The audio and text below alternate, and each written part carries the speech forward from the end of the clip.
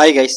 இந்த வீடியோவில் வந்து பார்த்தீங்கன்னா கம்ப்ளீட்டாக நம்ம ட்ரேடிங் சைக்காலஜினா என்ன, அது எங்கேருந்து உருவாகுது, நம்ம அதை எப்படி வந்து அண்டர்ஸ்டாண்ட் பண்ணிக்கிறது, நம்ம இதை எப்படி வந்து முடிஞ்ச அளவுக்கு மேனேஜ் பண்ணலாம் அப்படிங்கிறத பற்றி தான் நம்ம பார்க்க போகிறோம். ஸோ இந்த ட்ரேடிங் சைக்காலஜி அப்படிங்கிற விஷயம் தெரியாமல் நீங்கள் வந்து ஒரு பெஸ்ட் ட்ரேடராக ஆக முடியாது. நீங்கள் ஒரு ப்ராஃபிட்டபுளான ட்ரேடிங்கும் பண்ண முடியாது. லாங் டர்மாக நீங்கள் ஒரு ட்ரேடிங் அண்ட் இன்வெஸ்டிங்கில் நீங்கள் சஸ்டெயின் ஆக முடியாது அப்படிங்கிறது தான் வந்து ஒரு ஒரு அப்சல்யூட் ட்ரூத்.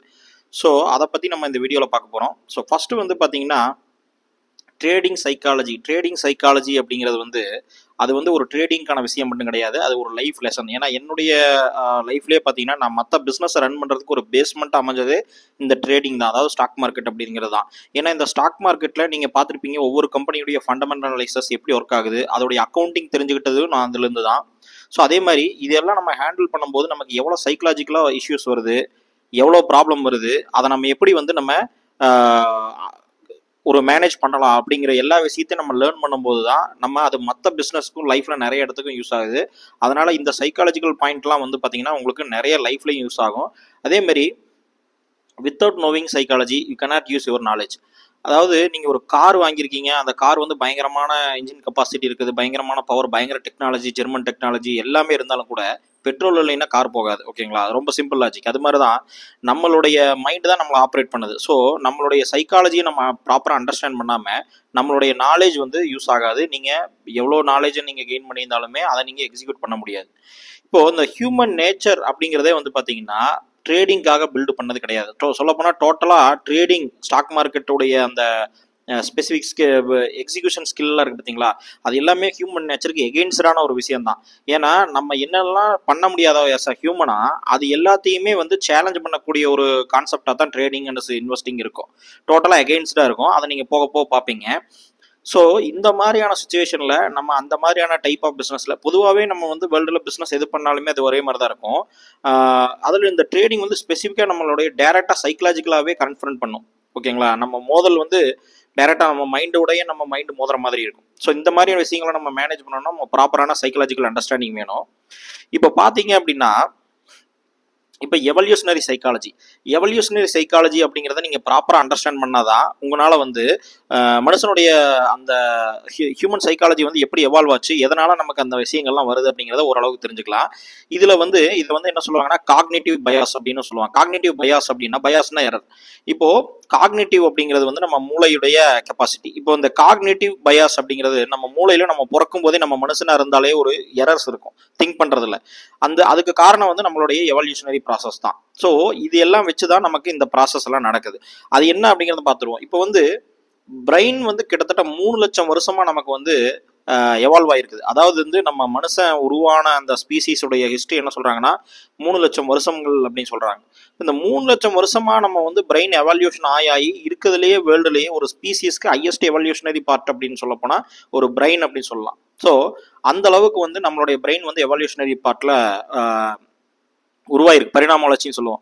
ஸோ இந்த அளவுக்கு வந்து பண்ணும்போது நம்மளுடைய பிரெயின் வந்து எவ்வளோ விஷயங்களை வந்து கிராஸ் பண்ணி வந்திருக்கும், எவ்வளோ விஷயங்களை ஆட்டோமேட்டிக்காக ரெஸ்பான்ஸ் பண்ணும் அப்படிங்கிறத நீங்கள் வச்சு பாருங்க. அதெல்லாம் இல்லாமல் நம்ம சர்வைவல் ஆக முடியாது. அதனால தான் இந்த மாதிரியான விஷயங்களும் நம்ம மைண்டில் சேர்ந்தே இருக்குது. இது ஒரு சர்வைவலுக்காக கிரியேட் பண்ணது. இதில் இம்பார்ட்டண்ட்டாக பார்த்தீங்கன்னா fight and flight R response அப்படின்னு சொல்லுவாங்க. அதாவது ஃபைட் ஆர் ஃப்ளைட் ரெஸ்பான்ஸ் அப்படின்னா இப்போ இது ஒரு சர்வைவல் மோடு. எந்த ஒரு விஷயம் நமக்கு உடனடியாக நடந்தாலுமே நம்மளுடைய லைஃப்பில் இல்லை எந்த இடத்துல ஒரு த்ரெட்டு நமக்கு பர்சீவ் ஆனாலுமே நம்ம உடனடியாக என்ன பண்ணோம்னா ஒன்று ஃபைட் பண்ண ஆரம்பிச்சிருவோம், இல்லைன்னா ஒரு அங்கிருந்து ஓட ஆரம்பிச்சிருவோம். நீங்கள் பார்த்தீங்கன்னா தெரியும், ஒரு பிரச்சனை வருது, இப்போ திடீர்னு ஒரு யானை துரத்துது, இல்லை எங்கேயாவது காட்டுக்குள்ளே போகிறீங்க, ஒரு புலி வந்து வருதுன்னு சொல்கிறாங்க. அந்த மாதிரினா நம்ம வந்து கால் வலி, கை வலி, தலைவலின்னு சொல்லிட்டு இருந்தா கூட பயங்கரமான வேகத்தில் ஓடுவாங்க. எல்லாருமே நீங்கள் பார்த்தீங்கன்னா தெரியும். ஸோ அந்த டைமில் வந்து அந்த சர்வைவல் மோடு வந்து ஆப்ரேட் ஆகும். இது வந்து என்ன பண்ணுன்னா குயிக் டிசிஷன் மேக்கிங் எடுக்க சொல்லும். அதனால நம்ம யோசிக்கவே மாட்டோம், ஃப்ராக்ஷன் ஆஃப் செகண்ட்ல டிசிஷன் மேக்கிங் எடுத்துருவோம். இப்போ இந்த குயிக் டிசிஷன் மேக்கிங் எங்கே நமக்கு ப்ராப்ளம் ஆகுது அப்படின்னு கேட்டிங்கன்னா, நமக்கு வந்து மார்க்கெட் மேலே போகுது இல்லை கீழே வருது, இந்த மாதிரியான சினாரியோலாம் பார்த்தீங்கன்னா உடனடியாக நமக்கு வந்து ஒரு த்ரெட்டு பர்சீவ் ஆகும். அதாவது நம்மளுடைய அமௌண்ட் வந்து ப்ளஸ் ஆர் மைனஸில் போகும்போது நமக்கு உடனே ஒரு த்ரெட்டு, ஓகே நம்மளுடைய பணமெல்லாம் போகுது, நமக்கு ப்ராப்ளம் வருது அப்படிங்கிற அந்த சடன் அந்த டைமில் வந்து பார்த்தீங்கன்னா சடனாக செல் பண்ணிடுவோம், சடனாக என்ட்ரி ஆயிடுவோம். இந்த மாதிரியான விஷயங்கள்லாம் நிறைய பிகினர்ஸ் பண்ணுவாங்க. ஸோ இந்த குயிக் டிசிஷன் மேக்கிங்க்கு வந்து ஒரு அட்வான்டேஜ் இருந்தாலுமே நம்ம இந்த ட்ரேடிங்கில் வந்து இது ஒரு டிஸ்அட்வான்டேஜாக இருக்குது.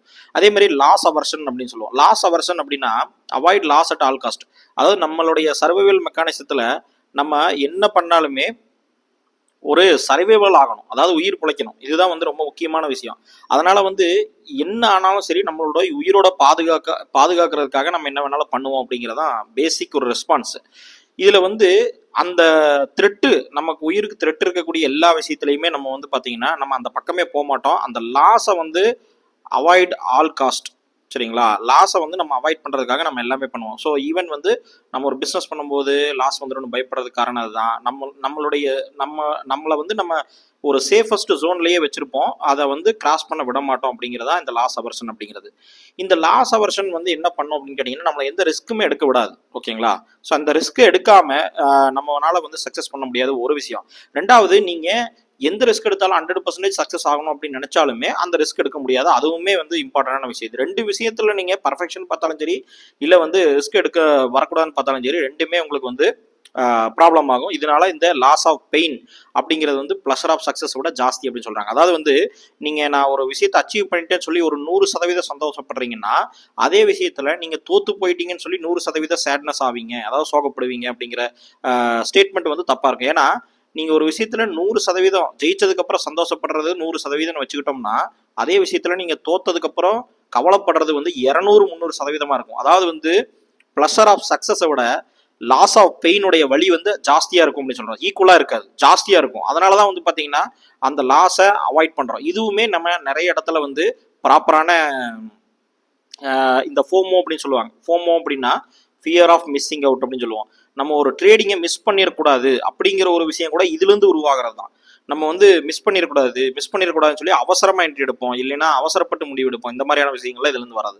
அதே மாதிரி ஹெர்டு மென்டாலிட்டி அப்படிங்கிறது என்னன்னா ஃபியர் ஆஃப் பீயிங்கிறாங்க. அதாவது வந்து நீங்கள் ஒரு 100 பேர் வேலைக்கு போகிறாங்க, சம்பாதிக்கிறாங்க, நல்லா வந்து ஒரு அமௌண்ட் வருது அப்படின்னா, ஒரு ஸ்டேபிளான லைஃப் ஸ்டைல் இருக்கும்போது நீங்கள் ஒரு பிஸ்னஸ் பண்ணுறீங்க அப்படின்னா அந்த பிஸ்னஸில் வந்து லாஸ் அப்படிங்கிறது வரும். அந்த லாஸை வந்து நீங்கள் அவாய்ட் பண்ண முடியாது. அப்போ என்ன ஆகும் அப்படின்னு கேட்டிங்கன்னா அந்த ஃபியர் ஆஃப் பீயிங்கிறாங்க. மற்றவங்க முன்னாடி நீங்கள் தப்பான ஒரு முடிவு எடுத்துட்டீங்க, ஒரு ஃபெயிலியர் மாடல் அப்படிங்கிற ஒரு விஷயம் வந்து உங்கள் கண்ணு முன்னாடி தெரிய ஆரம்பிக்கும் உங்களை பற்றி. இதை வந்து ஏற்றுக்க முடியாது. இதனால தான் வந்து follow the crowd gives safety. அதாவது நம்ம எல்லாத்தையும் முடிஞ்ச அளவுக்கு மற்றவங்க எது பெஸ்ட்டாக பண்ணுறாங்களோ அதே வழியை ஃபாலோ பண்ணிக்கிட்டா பெஸ்ட் சேஃப்டி அப்படின்னு நம்ம நினைக்கிறது காரணமும் இதுதான். இது வந்து ஹெர்டு மென்டாலிட்டி அப்படின்னு சொல்லுவோம். அதனால தான் மெஜாரிட்டி ஆஃப் 90% ஆஃப் பீப்புள் வந்து ஒரே மாதிரி இருக்கிறதுக்கான காரணம் வந்து இதுதான். நம்ம ஒரு ஹெர்டு மென்டாலிட்டி அப்படின்னு சொல்லுவோம். இப்போ ஃபார் எக்ஸாம்பிளுக்கு நீங்கள் ஒரு காட்டுக்குள்ளே போகிறீங்க அப்படின்னா ஒரு 2 வழி இருக்குது. நீங்கள் ஒரு ஃபாரஸ்ட் ஏரியா, இப்போ இந்த ஊட்டி, கோத்தகிரி இந்த மாதிரி இடத்துக்கு போகிறீங்க அப்படின்னா 2 வழி இருக்குது. ஆனால் புலி அந்த இடத்துல வரும், யானை வரும், 2 வழியிலுமே வரும்னு சொல்கிறாங்க. ஆனால் எது கொஞ்சம் பெஸ்டர் சேஃப்டி, எந்த வழி பெட்டர் சேஃப்டி அப்படின்னு நம்ம பார்க்கும்போது எந்த வழியில் அதிகமாக மக்கள் உங்களுக்கு போயிட்டு இருக்காங்களோ அந்த வழியில நீங்கள் ஆட்டோமேட்டிக்காக போக ஆரம்பிப்பீங்க. ஏன்னா ஸோ அதில் நிறைய பேர் போகிறாங்க, அதனால வந்து பார்த்தீங்கன்னா நமக்கு ஒரு சேஃப்டி இருக்கும். அதே மாதிரி அவங்க ஏற்கனவே போயிருப்பாங்க, அதனால தான் அந்த வழியை சூஸ் பண்ணுறாங்க அப்படிங்கிறது நம்ம ரொம்ப ஈஸியாக வந்து ஜட்ஜ் பண்ணிடும் நம்ம மைண்டு நமக்கு முன்னாடியே. அதுக்கு காரணம் என்னன்னா மேபி அவங்க தெரியாம கூட போகலாம், ஆனால் அதை பற்றி நம்ம என்கொயரி பண்ணுறது கிடையாது. ஸோ இந்த ஒரு விஷயம் இருக்கிறதுனால தான் இது வந்து ஒரு ஹெர்டு மென்டாலிட்டி அப்படின்னு சொல்கிறோம். இதுவுமே வந்து பார்த்தீங்கன்னா ஒரு மாஸ் பாப்புலேஷன், அதாவது வந்து மார்க்கெட் வந்து செல் ஆகிட்டே இருக்குது அப்படின்னா மேலே மேலே செல் பண்ணுறதுக்காக நம்மளும் வந்து செல் பண்ணிடலான்னு பயப்படுறதும், இல்லை மார்க்கெட் மேலே போகும்போது அதை சேஸ் பண்ணுறதுக்காக ட்ரை பண்ணுறதும், இது ரெண்டுமே வந்து இந்த மாஸ் மார்க்கெட்டை ஃபாலோ பண்ணக்கூடிய ஒரு விஷயங்கள். இதையுமே வந்து பார்த்தீங்கன்னா நம்ம அந்த மாஸ் மார்க்கெட்டை அப்படியே வந்து கண்ணை மூடிட்டு நம்ம ஃபாலோ பண்ணக்கூடாது. இதனால நீங்க எந்த ஒரு ட்ரேடிங் ஸ்ட்ராட்டஜியும் கரெக்டாக பில்டு பண்ண முடியாது இந்த மாதிரி பண்ணீங்க அப்படின்னா. ஸோ இது வந்து ஒரு இம்பார்ட்டண்டான விஷயம். அதனால தான் வந்து இதையும் நம்ம கணக்கில் எடுத்துக்க வேண்டியது இருக்குது. அதுக்கடுத்து பார்த்தீங்கன்னா கன்ஃபர்மேஷன் பயாஸ். கன்ஃபர்மேஷன் பயாஸ் அப்படின்னா என்ன? கன்ஃபர்மேஷன் பயாஸ் அப்படிங்கிறது வந்து ரொம்ப சிம்பிளான இது. அதாவது நம்ம எதை நம்புறோமோ அதுதான் நம்ம கண்ணுக்கு தெரியும். எதை நம்ம நம்புறோமோ அதுக்குண்டான ஒரு எவிடன்ஸை தான் நம்ம பார்ப்போம். அதுக்கு எதிரான எவிடன்ஸை நம்ம பார்க்க மாட்டோம். இப்போ ஃபார் எக்ஸாம்பிளுக்கு சிம்பிளாக வந்து நான் ஒரு ஏடிஎம்கே காரர் ஒருத்தர் இருக்காரு, டிஎம்கே ஒருத்தர் இருக்காருன்னு வச்சுக்கோங்களேன். இப்போ நீங்க ஒரே நாள்ல நியூஸ் பேப்பர் வந்து இன்னைக்கு ஒரு நியூஸ் பேப்பரை கொடுத்து, ஒரே நியூஸ் பேப்பர் தான் கொடுத்து ஏடிஎம்கே காரர்கிட்ட என்னென்னலாம் அதுல இருக்குன்னு பாத்தீங்க அப்படின்னா நாட்டுல எவ்வளோ கெட்டது நடக்குது, எவ்வளோ பிரச்சனை நடக்குது, இந்த கவர்மெண்ட்டே சரியில்லை அப்படிங்கிற அந்த விஷயத்த வந்து ஏடிஎம்கே காரர் பேப்பர்ல கரெக்டா தெளிவா எல்லா இடத்துலயும் காமிப்பார். ஏன்னா அவர் வந்து இப்போ ஆளுங்கட்சி கிடையாது, எதிர்கட்சி. இப்போ டிஎம்கே வந்து எதிர்கட்சி ஆளுங்கட்சியா இருக்கா. இப்போ வந்து அவர்கிட்ட அதே பேப்பர் கொடுத்தீங்கன்னா அவர் அதில் தேடி பிடிச்சி பாருங்க, முதலமைச்சர் இதெல்லாம் பண்ணியிருக்காரு, இந்த விஷயங்கள்லாம் பண்ணியிருக்காங்க, நாட்டில் இந்த மாதிரிலாம் நடக்குது, இந்த மாதிரி விஷயங்கள்லாம் டெவலப்மெண்ட் கொண்டு வந்திருக்காங்க அப்படிங்கிறதெல்லாம் சுட்டி காட்டுவார். ஆனால் ரெண்டுமே ஒரே பேப்பர் தான். ஸோ இவங்க கிட்ட நீங்க பாத்தீங்கன்னா அவங்கனால அதே அவங்க 2 பேர்த்துக்குமே அதுலயே எவிடன்ஸ் இருக்கும், நம்மளுடைய பிலீஃபுக்கு எகெயின்ஸ்டா விஷயங்கள் இருக்குது, அதுலயே வந்து ப்ரூஃப் இருக்கு அப்படின்னு. ஆனாலும் அதை நம்ப மறுப்பாங்க, அதை வந்து அவங்களால அக்செப்ட் பண்ண முடியாது. இதுதான் வந்து கன்ஃபர்மேஷன் பயாஸ்.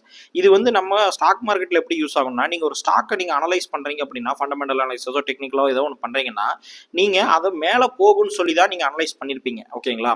ஸோ அதுக்கு மேல போகாம இருக்கும், அது மேல போகாது அப்படிங்கிறதுக்கான ப்ரூஃப் எல்லாம் இருக்கும் இல்லையா, அதை நீங்க தேட மாட்டீங்க. அதாவது நீங்க எதை பிலீவ் பண்றீங்களோ அதுக்கு எகெயின்ஸ்டான ஒரு ப்ரூஃப். அதாவது நான் டிஸ்ப்ரூவ் பண்ண போறேன், நான் யோசிச்சுட்டேன் மேல போகும்னு சொல்லி, அந்த ஸ்டாக் வந்து மேல போகும்னு சொல்லி நான் யோசிச்சுட்டேன், டிசைட் பண்ணிட்டேன். இப்போ மேல போகாதுன்னு சொல்றவங்க எல்லாம் யார் யாரு, அவங்க எல்லாம் என்ன சொல்றாங்க, அவங்களுடைய ப்ரூஃப் என்ன அப்படிங்கறதெல்லாம் எடுத்து நீங்க படிப்பீங்களான்னு கேட்டீங்கன்னா படிக்க மாட்டீங்க, அதை தேடவே மாட்டீங்க. ஏன்னா நீங்க உங்களுடைய ஓன் பிலீஃபுக்கு எகெயின்ஸ்டான விஷயங்களை வந்து டிஸ்ப்ரூவ் பண்ண ட்ரை பண்ண மாட்டீங்க. இது வந்து பேசிக் சைக்காலஜி. இதனாலையும் வந்து நம்ம நிறைய இடத்துல மிஸ்டேக் நடக்கிறதுக்கான வாய்ப்பு இருக்குது. சரி, இப்போ இதுக்கெல்லாம் சொல்யூஷன் என்ன அப்படின்னு பார்த்தீங்க அப்படின்னா, நம்ம பிரெயின் வந்து ஒரு சேஃப்டி மெக்கானிசமுக்காக தான் நமக்கு இந்த மாதிரி பில்ட் ஆயிருக்கு. நம்ம வந்து ஒரு சேஃப்டியா வாழணும், நம்ம வந்து ஒரு உயிர் நம்ம வாழணும் அப்படிங்கிறதுக்காக பில்ட் ஆனது இந்த பிரெயின். அதனால அதை நம்ம பிளேம் பண்றது வந்து தப்பு. ஓகேங்களா? அதை வந்து நம்ம மாற்றி அமைக்கவும் முடியாது, மாற்றி அமைக்கவும் கூடாது. அது வந்து நமக்கு பிரச்சனை தான் கொண்டு வரும். அப்போ நம்ம என்ன பண்ணணும் அப்படின்னு கேட்டீங்கன்னா, நம்ம வந்து அதை எப்படி மேனேஜ் பண்றது அப்படிங்கிறத தான் பார்க்கணும். ஸ்டாக் மார்க்கெட் அனலைசஸ் அப்படிங்கிறது என்னன்னு கேட்டீங்கன்னா, ஒரு சப்ஜெக்டிவா தான் வரும். இப்போ எக்ஸாம்பிள் வந்து நான் இன்ட்ரெஸ்ட் ரேட், இன்னைக்கு யூஎஸ் உடைய சுச்சுவேஷன் பிளஸ் வந்து குளோபல் மார்க்கெட்டோட சுச்சுவேஷன், நம்ம நாட்டில் இருக்கக்கூடிய இன்ட்ரெஸ்ட் ரேட்டு, ஜிடிபியுடைய வளர்ச்சி, மற்ற இன்ஃப்ளேஷன் டேட்டாஸ், இது எல்லாமே பார்த்து நான் ஒரு முடிவு எடுக்கிறேன் அப்படின்னு கேட்டிங்கன்னா, என்னோட முடிவும் அதே டேட்டாவை பார்த்து எடுக்கக்கூடிய உங்களோட முடிவுமே வேற வேற விதமா இருக்கும். ஓகேங்களா? அதை ஒரு சின்ன டிஃபரன்ஸ், ஒரு டிகிரியாவது டிஃபரன்ஸ் வரும்.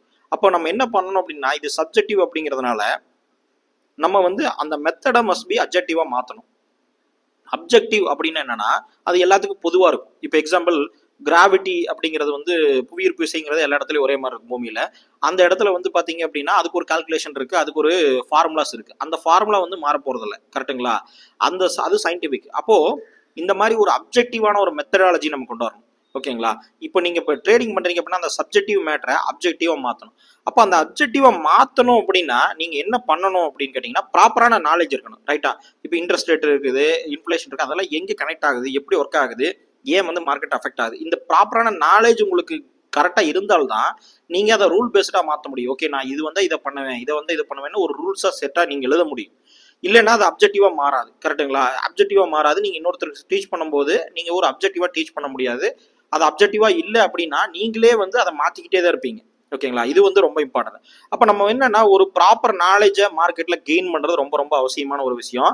அது வந்து நமக்கு ஒரு டூலா உதவும். நம்ம வந்து ஒரு திங்க் பண்றதுக்கு, ப்ராப்பரா திங்க் பண்றதுக்கு உண்டான ஒரு டூல்ஸா நமக்கு வந்து உதவும். இப்போ எக்ஸாம்பிளுக்கு நம்மளுடைய investorsamil.com அப்படிங்கறத எடுத்துக்கிட்டீங்கன்னு வச்சுக்கோங்களேன், நாலேஜ் எப்படி நமக்கு யூஸ் ஆகுது அப்படின்னு நான் ஒரு சின்ன எக்ஸாம்பிள் நான் சொல்றேன். இப்போ www.investorsamil.com நம்மளுடைய வெப்சைட் எடுத்துக்கிட்டீங்க அப்படின்னா, இதில் பார்த்தீங்கன்னா நிறைய கோர்சஸ் நான் போட்டிருக்கேன். இது எல்லாமே நீங்கள் வந்து ப்ரீமியம் பேஸ்ட் சப்ஸ்கிரிப்ஷன்ல நீங்கள் எல்லா கோர்சஸையும் பார்த்துக்கலாம். ஒவ்வொன்றும் தனித்தனி நீங்கள் வாங்க வேண்டியதில்லை. இப்போ ஃபார் எக்ஸாம்பிளுக்கு இந்த கோர்ஸ் இருக்குன்னு வச்சுங்களேன், இதில் போர்ட்ஃபோலியோ ஹெட்ஜிங் கோர்ஸ் அப்படின்னு ஒன்று இருக்கு. இந்த போர்ட்ஃபோலியோ ஹெட்ஜிங் கோர்ஸில் மார்க்கெட் கீழே வரும்போது நம்மளுடைய போர்ட்ஃபோலியோலாம் லாஸ் ஆகும் இல்லையா? நம்ம வந்து ஸ்டாக்ல நம்ம ஒரு 5 ஸ்டாக் வாங்கி வச்சிருக்கோம், 10 ஸ்டாக், நமக்கு லாஸ் தான் வந்துட்டு இருக்கும் மார்க்கெட் ஓவராலா மார்க்கெட் கீழே வரும்போது. ஆனா அப்ப கூட நீங்க ஆப்ஷன்ஸ் மார்க்கெட்டை யூஸ் பண்ணி நம்ம ஹெட்ஜிங் பண்ணி ப்ராஃபிட் எடுக்க முடியும். இப்போ எக்ஸாம்பிள் -5,000 வந்து நீங்க உங்களுடைய போர்ட்ஃபோலியோ லாஸ் அப்படின்னா, அதே சமயத்துல வந்து பாத்தீங்கன்னா +2,000 3,000 சம்டைம்ஸ் மோர் தென் 5,000, அதாவது 7,000 10,000 கூட உங்களால இதை போர்ட்ஃபோலியோவை நீங்க அப்படியே விட்டுட்டு எதுவுமே பண்ணாம ஹெட்ஜ் பண்ணி நீங்க ப்ராஃபிட்டபிள் எடுக்க முடியும். இப்படி எடுக்கிறது மூலமா நீங்க வந்து என்ன நடக்குது அப்படின்னு கேட்டீங்கன்னா, நீங்க இந்த ப்ராப்பரான நாலேஜ் நீங்க கெயின் பண்றதுனாலதான் உங்களுக்கு அது ஒரு மைண்ட்ல வந்து அந்த டூலா ஆக்ட் ஆகுது. அப்ப அதை வச்சு நம்ம அந்த மார்க்கெட் விழுகிற டைம்ல நம்ம எப்படி நம்ம திங்க் பண்ண முடியும் அப்படிங்கிற ஒரு டூல் ஐடியா உங்களுக்கு கிடைக்குது, அந்த ஃப்ரேம் ஒர்க் உங்களுக்கு கிடைக்குது. ஸோ இந்த மாதிரி நாலேஜ் நீங்க கெயின் பண்றது மூலமா தான் உங்களுக்கு இந்த விஷயங்கள் கிடைக்கும். இப்போ எக்ஸாம்பிள் இன்ட்ராடே ஸ்ட்ராட்டஜி இதை எடுத்துக்கிட்டீங்கனாலும் இதுலயுமே வந்து பாத்தீங்க அப்படின்னா, நான் வந்து உங்களுக்கு ஆப்ஷன் செல்லிங் யூஸ் பண்ணி எப்படி இன்ட்ராடேல ஒரு ஸ்டேபிளான ஒரு இன்கம் மாதிரி நம்ம கொண்டு வரது மாசம் அப்படிங்கறதையும் நான் சொல்லியிருக்கேன். அப்போ இந்த மாதிரியான ஐடியாஸ் வந்து உங்களுக்கு இருக்கணும். இது வந்து பேசிக்ல இருந்து இருக்கும். அதே மாதிரி ஸ்டாக் வேல்யூஷன். இப்போ இந்த ஸ்டாக் வேல்யூஷன் எடுத்துக்கிட்டீங்க அப்படின்னா, ஒரு ஒரிஜினலாக நீங்கள் ஒரு கம்பெனியை வாங்க போகிறீங்க, ஒரு கடையை வாங்க போகிறீங்கன்னா கூட நீங்கள் எப்படி திங்க் பண்ணணும், எப்படி ஒரு அக்கௌண்டிங் ப்ராசஸ் கொண்டு வரணும், எப்படி வந்து நீங்கள் ஒரு எக்ஸல் ஷீட்டில் ஒரு ஃபார்முலா பேஸ்டாக ஒரு கடையுடைய மதிப்பு, ஒரு இடத்துடைய மதிப்பு, ஒரு வீடு வாங்குறீங்கனால கூட அந்த வீடுடைய மதிப்பை எப்படி நம்ம கால்குலேஷன் பண்ணணும் அப்படிங்கிறத நீங்கள் ஈஸியாக தெரிஞ்சுக்கலாம். அது மூலமாக இன்ட்ரின்சிக் வேல்யூ கால்குலேஷன் அப்படிங்கிறதையும் நீங்கள் யூஸ் பண்ணி நீங்கள் ஸ்டாக் மார்க்கெட்டில் இருக்கிற ஸ்டாக்கையும் வந்து நீங்கள் வேல்யூஷன் பண்ணலாம். அப்போ அது ஓவர் வேல்யூடா அண்டர் வேல்யூடா இந்த ப்ரைஸ் கொடுத்து நம்ம வாங்கலாமா, அதுக்கு பின்னாடி இருக்க லாஜிக் என்ன, ஏன் இது வந்து ஒர்க் ஆகுது, ஏன் இது ஒர்க் ஆகலை, நம்ம வந்து இது எப்படி யூஸ் பண்ணலாம் அப்படிங்கிற விஷயங்கள்லாம் தெரியும். அதை நீங்கள் ட்ரேடிங்க்கும் நீங்கள் யூஸ் பண்ண முடியும். ஏன்னா ஓவர் வேல்யூ ஸ்டாக்ஸை நீங்கள் முடிஞ்ச அளவுக்கு ஸ்டார்டிங் ஆப்பர்ச்சுனிட்டியை வந்து கிரியேட் பண்ணுறதுக்கு உண்டான வாய்ப்புகள் ஜாஸ்தியாக இருக்கும். இந்த மாதிரி ஒவ்வொரு கோர்சஸ்லையும் நிறைய இருக்குது. நீங்கள் வேணால் இந்த www.investorstamil.com நம்ம வெப்சைட்டை செக் பண்ணி பாருங்கள். இப்போ நம்ம பழைய இதுக்கு வருவோம், நம்மளுடைய ஸ்லைடுக்கு. இப்போ பார்த்தீங்கன்னா இப்போ நம்ம அடுத்து நம்ம என்ன பண்ணணும் அப்படின்னு கேட்டிங்கன்னா, outside rules for inner control. அதாவது நீங்கள் இன்னர், அதாவது உங்களுடைய மைண்டை கண்ட்ரோல் பண்ணணும்னா நீங்கள் மைண்டுக்குள்ளேயே உட்காந்து மைண்டை கண்ட்ரோல் பண்ண முடியாது. ஏன்னா நீங்கள் கப்பலுக்குள்ளேயே உட்காந்து கப்பலை நிறுத்த முடியுமான்னு, அதாவது நீங்கள் ஒரு ட்ரெயினில் போயிட்டு இருக்கீங்க, அந்த ட்ரெயினில் போயிட்டு இருக்கிற வேகத்தை நீங்கள் வந்து குறைக்க முடியுமா, நீங்கள் உள்ளே இருந்து குறைக்க முடியும், நீங்களே அந்த ட்ரெயினுடைய வேகத்தில் தான் போயிட்டு இருப்பீங்க. ஓகேங்களா? ஸோ இந்த லாஜிக் இப்படி பார்த்து நம்ம உள்ளே இருக்கிற மைண்டை நம்ம குறைக்க முடியாது. ஏன்னா நம்மளுடைய மைண்ட் வந்து கான்சியஸாக எல்லா டைமும் இருக்கிறது இல்லை. நம்ம அன்கான்சியஸாக நம்ம ஒரு சில விஷயங்கள் பண்ணதுக்கப்புறம் தான் தெரியும். ட்ரேடிங்கில் வந்து நம்ம ஓவர் ட்ரேட் பண்ணதுக்கப்புறம் தான் ஓவர் ட்ரேட் பண்ணியிருக்கோம் தெரியாது, மார்க்கெட் முடியும் போது தான் தெரியும். இல்லை லாஸ் பண்ணிட்டோம் அப்படின்னா நம்ம ஸ்ட்ராட்டஜியை மாற்றி போயிட்டோம், எங்கேயோ நம்ம போயிட்டோம் அப்படிங்கிறதே அது முடிஞ்சதுக்கப்புறம் தான் தெரியுமே தவிர முடியறதுக்கு முன்னாடி தெரியும். அதனால இன்னர் கண்ட்ரோலுக்கு வந்து அவுட் சைட் ரூல்ஸ் வைக்கணும். ஓகேங்களா? அவுட் சைட் ரூல்ஸ்னா அது ஒரு ஃப்ரேம் ஒர்க், ட்ரேடிங் சிஸ்டம், இந்த மாதிரி நீங்கள் வந்து பில்டு பண்ணி ஒரு ரூல்ஸாக நீங்கள் ஃபிக்ஸ் பண்ணணும். அப்போ தான் வந்து நீங்கள் அதை கண்ட்ரோல் பண்ண முடியும். அதுக்கடுத்து பார்த்தீங்கன்னா ப்ராபபிலிஸ்டிக் திங்கிங். அதாவது நீங்கள் யோசிக்கும் போதே நீங்கள் ஒரு பிஸ்னஸ் மேனாவோ இல்லை ஒரு ட்ரேடிங் பண்ண ஒரு இன்வெஸ்டிங் பண்ணனாலே நீங்கள் வந்து திங்க் பண்ண வேண்டிய முதல் விஷயமே ப்ராபபிலிஸ்டிக் திங்கிங் தான், ஓவர் பைனரி திங்கிங். பைனரி திங்கிங்னா என்னன்னா, இப்போ நீங்கள் ஒரு கடை வைக்கிறீங்கன்னு வச்சுக்கலாம். ஒரு எக்ஸாம்பிளுக்கு ஒரு கடை வைக்கிறீங்க, அந்த கடை வந்து லாஸா கெயினா, அப்போ நான் ஒன்று லாஸ் ஆவேன் இல்லைன்னா கெயின் ஆவேன், இவ்வளோதான் நீங்கள் வந்து திங்க் பண்ணுவீங்க. Binary answer, black and white or yes or no, இந்த மாதிரி தான் திங்க் பண்ணுவீங்க. ஆனால் அப்படி திங்க் பண்ணக்கூடாது. எந்த ஒரு விஷயமே உங்களுக்கு அப்படி வந்து ஒர்க் ஆகாது. இப்போ நீங்கள் கடை வைக்கிறீங்க அப்படின்னா மேபி ஒரு நாளைக்கு 1000 ரூபாய் வரலாம், இல்லை ஒரு நாளைக்கு 500 ரூபாய் வந்து ஆவரேஜாக சேல்ஸ் ஆகலாம், இல்லை ஒரு நாளைக்கு 5000 ரூபாய் சேல்ஸ் ஆகலாம். மினிமம் எனக்கு 1000 ரூபாய் சேல்ஸ் ஆனால் எனக்கு மாதம் 30,000 கிடைக்கும். நான் அட்லீஸ்ட் சர்வைவலாக தான் ஆவேன், கடை செலவெல்லாம் போக ஒரு 10,000 நிற்கும். அப்போ சர்வைவலாக தான் ஆவேன். அப்போது எனக்கு இந்த 1000 ரூபாய்க்கு கம்மியாக ஒரு அமௌண்ட் கிடைக்கிறதுக்கு என்ன பாசிபிலிட்டி, அதாவது இந்த 1000 ரூபாய் கிடைக்கிறதுக்கு 50% சான்ஸ்ன்னு வச்சுக்கோங்க. இந்த 50% சான்ஸு 1000 ரூபாய் கிடைக்காம போறதுக்கு 50% சான்ஸ். ஆனால் அப்போ எதுவுமே கிடைக்காம போறது இல்லை. கரெக்டுங்களா? நீங்க ஒரு கடை வச்சிங்க, ஒரு பிசினஸ் பண்றீங்க அப்படின்னா maybe first point of view எதுவுமே உங்களுக்கு ஜீரோ ரெவன்யூ அப்படிங்கிறது வந்து வராது. அப்போ ஒரு 1000 ரூபாய்க்கு கம்மியா வரலாம், 500 ரூபா வரலாம், சரிங்களா? அப்போ நீங்க வந்து 50% ஆஃப் சான்ஸ் 50% ஆஃப் சான்ஸ் எடுத்துட்டீங்கன்னா கூட உங்களுக்கு இந்த 500 ரூபாய் வருது அப்படின்னா மீதி ஒரு 10% ஆஃப் சான்ஸை இன்க்ரீஸ் பண்றீங்க. அதாவது 1000 ரூபாய் வரதுக்கு நீங்க ஒரு க்ரௌடான ஏரியால நீங்க கடை போடுறீங்க, இல்ல ஒரு சின்ன சின்ன விஷயங்கள் பண்றது மூலமா இந்த ப்ராபபிலிட்டி, அதாவது ஆட்ஸ் ஆஃப் சக்சஸ் வந்து இன்க்ரீஸ் பண்றீங்க. அதாவது 60% 70% நீங்க கொண்டு வந்தாலே நமக்கு போதும். ஸோ உங்களுடைய ஃபெயிலியர் அப்படிங்கிறது வந்து பைனரி ஆன்சரா zeros and ones or success fail இப்படி இருக்காது.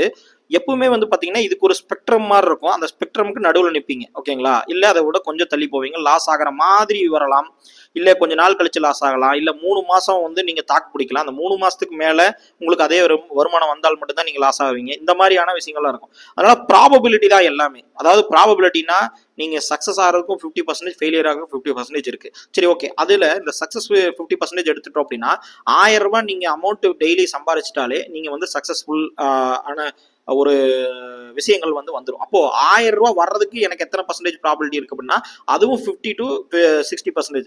அப்போ 500 ரூபாய் வர்றதுக்கு எனக்கு 80% பாசிபிலிட்டி இருக்கு. ஆனா 1000 ரூபாய் வர்றதுக்கு எனக்கு ஒரு 50% தான் பாசிபிலிட்டிஸ் இருக்கு. அப்படின்னா அதை எப்படி இன்க்ரீஸ் பண்றது, ஆட்ஸ் இன்க்ரீஸ் பண்றது அப்படிங்கிறதா இருக்குமே தவிர 100% அப்படிங்கிறத நீங்க கொண்டு போக முடியாது. அப்படி ஒரு கான்செப்டும் இல்லை. அதே மாதிரி எஸ்ஆர் நோ அப்படிங்கிற விஷயத்துல ஒரு சக்சஸ் ஃபெயிலியரும் கிடையாது. இப்படி நீங்க திங்க் பண்ணி பழகணும். ஓகேங்களா? எதை எடுத்தாலுமே ஒன்னு ஃபெயிலியர் இல்லைன்னா சக்சஸ், இப்படி போகக்கூடாது. அந்த சக்சஸ் ஃபெயிலியர்ஸ்க்கு நியரஸ்டா நிறைய பாயிண்ட்ஸ் இருக்கிற மாதிரி நீங்க திங்க் பண்ணணும். அதாவது வந்து ப்ராபபிலிட்டிக்கலா திங்க் பண்ணணும் அப்படிங்கிறத நான் சொல்றேன். இப்படி நீங்க திங்க் பண்ணா மட்டும்தான் நீங்க ட்ரேடிங்லேயே சக்சஸ் பண்ண முடியும், ஸ்டாக் மார்க்கெட்ல சக்சஸ் பண்ண முடியும். இப்போ நீங்க இதுக்கெல்லாம் சொல்யூஷன் என்ன? ட்ரேடிங் சிஸ்டம் நீங்க பில்ட் பண்ணணும். அதாவது உங்களுடைய ட்ரேடிங் சிஸ்டம் வந்து ரிட்டன் ஃபார்மேட்ல இருக்கணும். ஓகேங்களா? நீங்க வந்து வாயில யோசிக்க ஒரு சொல்றதோ இல்ல வந்து மைண்ட்ல வந்து வச்சுக்கிறதோ இதெல்லாமே வந்து இருக்கவே கூடாது. ஓகேங்களா? ரிட்டன் ஃபார்மேட்ல இருக்கணும். ஒன்று பேப்பர் எடுத்து நீங்க எழுதிருங்க, உங்கள் ட்ரேடிங் சிஸ்டமே எப்படிங்கிறத எழுதிருங்க. அதை நான் எப்படி சொல்கிறேன், எழுதுகிற ஃபார்மேட்டில் தான் இருக்கணும். உங்களுடைய அனாலிசிஸ் ஆகட்டும், இல்லை உங்களுடைய வந்து டிசிஷன் மேக்கிங் ஆகட்டும், முடிஞ்ச அளவுக்கு ரிட்டன் ஃபார்மேட்டில் கொண்டு வந்துருங்க. ரிட்டன் ஃபார்மேட்டில் கொண்டு வரும்போது என்ன ஆகும்னா, கொஞ்ச நாள் கழிச்சு நீங்களே திருப்பி பார்க்கும்போது நீங்களே எத்தனை தடவை மாறிக்கிறீங்கன்னு தெரியும். அப்போது அடுத்த தடவை நீங்கள் ரிட்டன் எழுதும் போது மாறாத அளவுக்கு ஒரு ஸ்டேபிளான ஒரு சிஸ்டமேட்டிக்காக நீங்கள் கொண்டு வரணும் ஸ்ட்ராட்டஜி அப்படின்னு நீங்கள் யோசிப்பீங்க. ஆட்டோமேட்டிக்காக உங்களுக்கு அது வர ஆரம்பிச்சிடும். உங்கள் மைண்டுமே அது வந்து கரெக்டாக ஃபாலோ பண்ண ஆரம்பிச்சிடும். அதே மாதிரி இந்த சிஸ்டம் வந்து என்ன இருக்கணும் அப்படின்னா, ப்ராப்பர் என்ட்ரி ரூல்ஸ் இருக்கணும், ப்ராப்பர் எக்ஸிட் ரூல்ஸ் இருக்கணும். ப்ராப்பர் என்ட்ரி ரூல்ஸ் அப்படின்னா, எப்போ நான் என்ட்ரி ஆக போகிறேன், எப்போ எக்ஸிட் ஆக போகிறேன், டைம் பேஸ்டு என்ட்ரி ஆக போகிறேன்னா, அதாவது ஒரு சில பேர் 10 மணிக்கு கரெக்டாக ட்ரேடிங் ஆரம்பிப்பாங்க. அப்போ அந்த டைமில் என்ன ரூல்ஸ் இருக்கோ அதை ஃபாலோ பண்ணுவாங்க. இல்லை ஒரு சில பேர் டைம்லாம் பார்க்க மாட்டாங்க, ஒரு பர்டிகுலர் பொசிஷன் வந்தால் மட்டும்தான் என்ட்ரி எடுப்பாங்க. இப்போ இந்த ப்ரைஸ்லேருந்து இந்த ப்ரைஸ்க்கு வரணும், இந்த ப்ரைஸ்க்கு ஹிட் ஆச்சுன்னா நான் ரிவர்சல் எடுப்பேன், இந்த மாதிரி இந்த ப்ரைஸ் பேஸ்டாக திங்க் பண்ணுவாங்க.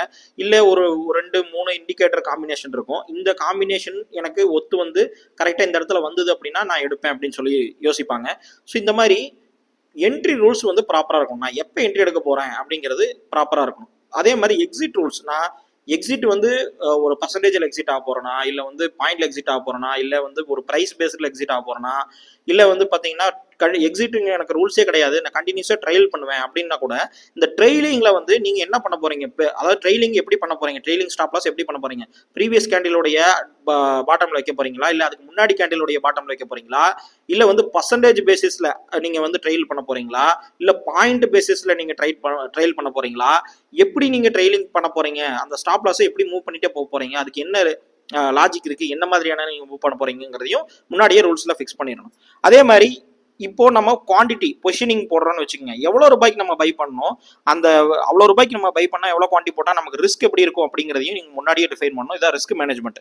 ஸோ எனக்கு இந்த ட்ரேட் லாஸ் ஆனாலும் சரி கெயின் ஆனாலும் எனக்கு ரிஸ்க் எவ்வளோ இருக்கும், ரிவார்டு எவ்வளோ இருக்குங்கிறதையும் முன்னாடியே டிசைட் பண்ணணும்.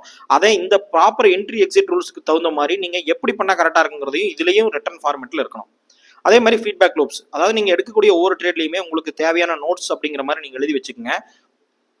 எதனால் அந்த ட்ரேட் எடுத்தீங்கல்ல, அந்த ட்ரேட் எடுக்கும்போது வேற ஏதாவது ஒரு கான்ட்ராடிக்ஷன் சுச்சுவேஷன் இருந்ததா, இல்லை இப்போ இந்த யூஎஸ் மார்க்கெட்டில் இதை பண்ணிட்டாங்க, இந்த யூகே மார்க்கெட்டில் இதை பண்ணிட்டாங்க அப்படிங்கிற மாதிரி ஏதாவது இருந்ததா, இல்லை அந்த ட்ரேட் எடுக்கிறதுக்கு உண்டான உங்களுக்கான சாலிடான ரீசன் என்ன அப்படிங்கிறதெல்லாம் நோட்ஸ் மாதிரி எழுதி வச்சிட்டிங்கன்னா நாளைக்கு வந்து அதை ஃபீட்பேக்காக நம்ம வந்து பார்க்க முடியும். நம்ம நிறைய பேர் வந்து நம்மளுடைய ட்ரேட்ஸை திரும்பி பார்க்க மாட்டோம். அது வந்து ரொம்ப ரொம்ப தப்பான ஒரு விஷயம். ட்ரேட்ஸை நீங்கள் திருப்பி பார்க்கணும்.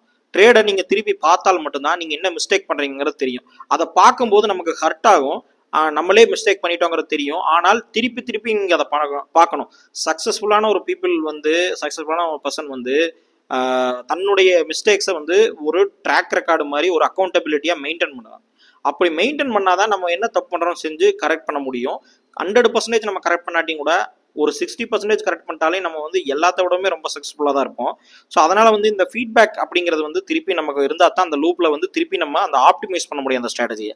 அதுக்கடுத்து ஸ்டாட்டிஸ்டிக்ஸ் அப்படிங்கிறது வந்து என்னன்னா, நீங்கள் இந்த ட்ரேடிங் சிஸ்டமில் இதெல்லாம் பண்ணி ட்ரேட் எடுத்தால் கூட, ஒரு ட்ரேட் எடுத்துகிட்டே வரீங்க, ஒரு 20 ட்ரேட் எடுத்துறீங்கன்னா ஆவரேஜாக ஒரு ப்ராஃபிட், ஒரு ட்ரேடுக்கு எவ்வளோ ப்ராஃபிட் எடுக்கிறீங்க. இப்போது ஒரு 5 ட்ரேடு ப்ராஃபிட் பண்ணியிருக்கீங்க அப்படின்னா அந்த 5 ட்ரேடை கூட்டி 5ஆல் டிவைட் பண்ணிங்கன்னா ஆவரேஜாக ப்ராஃபிட்டபிள் ட்ரேட் எவ்வளோ அப்படிங்கிறது உங்களுக்கு தெரியும். இப்போ ஆவரேஜ் ப்ராஃபிட் ட்ரேடு எவ்வளோ, அப்போ ஒரு ஆவரேஜாக நீங்கள் எவ்வளோ ப்ராஃபிட் எடுக்கிறீங்க ஒரு ட்ரேடில் இப்போ சக்ஸஸ் பண்ணா, அதே மாதிரி ஆவரேஜாக எவ்வளோ லாஸ் பண்ணுறீங்க, எவ்வளோ ஒரு ட்ரேடில் லாஸ் பண்ணா அப்படிங்கிறதையும் உங்களுக்கு தெரிஞ்சிடும். அந்த சிஸ்டம் வந்து எவ்வளோ ஆவரேஜாக எவ்வளோ லாஸ் கொடுக்குது பர் ட்ரேடுக்கு. இப்போ 4 ட்ரேடு லாஸ் ஆயிருக்கீங்க அப்படின்னா 4ஐயும் கூட்டி 4ஆல் டிவைட் பண்ணிங்கன்னா ஆவரேஜ் லாஸ் அப்படிங்கிறது வரும் இல்லையா.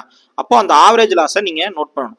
அப்போ அதுக்கு அடுத்து ரிஸ்க் ரிவார்ட் ரேஷியோ. இப்போ இந்த ஆவரேஜ் லாஸும் ஆவரேஜ் ப்ராஃபிட்டையும் நீங்கள் எடுத்துக்கிட்டீங்கன்னா ஓவராலாக அந்த சிஸ்டமுடைய ரிஸ்க் ரிவார்ட் ரேஷியோ எவ்வளோங்கிறது வரும். இப்போ எக்ஸாம்பிள், ஆவரேஜ் லாஸ் வந்து நீங்கள் 500 ரூபா பண்ணுறீங்க, ஆவரேஜ் ப்ராஃபிட் வந்து 750 ரூபா பண்ணுறீங்க அப்படின்னா நீங்கள் இது வந்து உங்களுடைய ரிஸ்க் 500 ரூபாங்கிறது ரிஸ்க், 750 ரூபாய்ங்கிறது ரிவார்டு. அப்போ இது எத்தனை பர்சன்டேஜ் உங்களுக்கு டிவியேஷன் இருக்கு. இப்போ 1000 ரூபா அப்படின்னா 1:2 வரும் ஓகேங்களா. இது 1:2 கம்மியாக தான் வரும், 1:1.5 வரலாம்.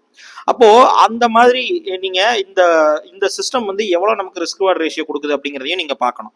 அதே மாதிரி ஆவரேஜ் ப்ராஃபிட்டபிலிட்டி, டோட்டலாக இந்த சிஸ்டம் வந்து எவ்வளோ ஆர்ஐ கொடுக்குது, எவ்வளோ ப்ராஃபிட் கொடுக்குது அப்படிங்கிறதையும் நீங்கள் எடுத்துக்கணும்.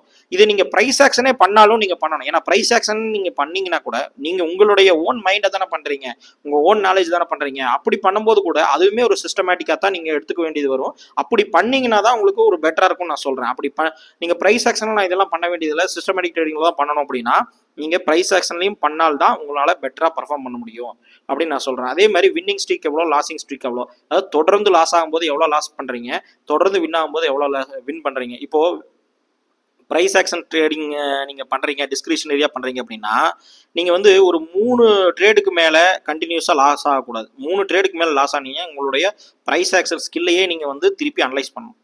3 ட்ரேடுக்கு மேலே கண்டினியூஸாக லாஸ் ஆனீங்க அப்படின்னா நீங்கள் ப்ரைஸ் ஆக்ஷன் ட்ரேடிங் வந்து கரெக்டாக பண்ணலை அப்படின்னு அர்த்தம். சிஸ்டமேட்டிக் ட்ரேடிங்கில் இதை விட ஜாஸ்தியாக வரலாம், அது வந்து சிஸ்டமேட்டிக், அது வேற கணக்கு. ஆனால் ப்ரைஸ் ஆக்ஷன் நீங்கள் பண்ணும்போது சிம்பிளாக ஒரு லாஜிக் சொல்கிறேன். 3 ட்ரேடுக்கு மேலே கண்டினியூஸாக லாஸ் ஆனீங்க அப்படின்னா நீங்கள் வந்து என்டையர் சிஸ்டத்தையும் நீங்கள் எவாலுவேஷன் பண்ணணும், உங்களுடைய நாலேஜையும் கொஸ்டின் பண்ண வேண்டியது வரும். ஸோ இதெல்லாம் வந்து நம்ம இதை பண்ணும்போது தான் தெரியும். அதே மாதிரி ரேஷனாலிட்டி பிகைன்ஸ் இது சிஸ்டம். அதாவது வந்து நீங்கள் இந்த சிஸ்டத்தை பில்டு பண்ணதுக்கு அப்புறமா இந்த சிஸ்டம் எதனால ஒர்க் ஆகுது, இந்த சிஸ்டம் வந்து ஏன் வந்து இந்த லாஜிக்கில் நான் பில்டு பண்ணியிருக்கேன், அது அந்த லாஜிக் எந்த அளவுக்கு சூட் ஆகுது அப்படிங்கிறத நீங்கள் தெரிஞ்சிருக்கணும். ஏன்னா அப்படி தெரிஞ்சிருந்தால் மட்டும்தான் உங்களால் வந்து அதை தொடர்ந்து நீங்கள் யூஸ் பண்ண முடியும் அப்படிங்கிறது ஒரு இம்பார்ட்டண்டான ஒரு விஷயம். ஓகேங்களா? ஸோ இந்த மாதிரி தான் நீங்கள் ஒரு ட்ரேடிங் சிஸ்டத்தை பில்டு பண்ணணும். நம்மளுடைய இந்த வீடியோட டிஸ்கிரிப்ஷன்லேயே நம்மளுடைய இன்வெஸ்டர்ஸ் தமிழ் வெப்சைட்டையும் கொடுத்துருக்கேன். அதே மாதிரி டெலிகிராம் சேனலுடைய லிங்க் கொடுத்துருக்கேன், ஜாயின் பண்ணிக்கோங்க. நம்மளுடைய வெப்சைட்டையும் செக் பண்ணி பாருங்கள். என்னுடைய ப்ரீமியம் கோர்சஸ் எல்லாமே இருக்குது, நீங்கள் அதையும் செக் பண்ணி பாருங்கள். நெக்ஸ்ட் வீடியோவில் பார்க்கலாம்.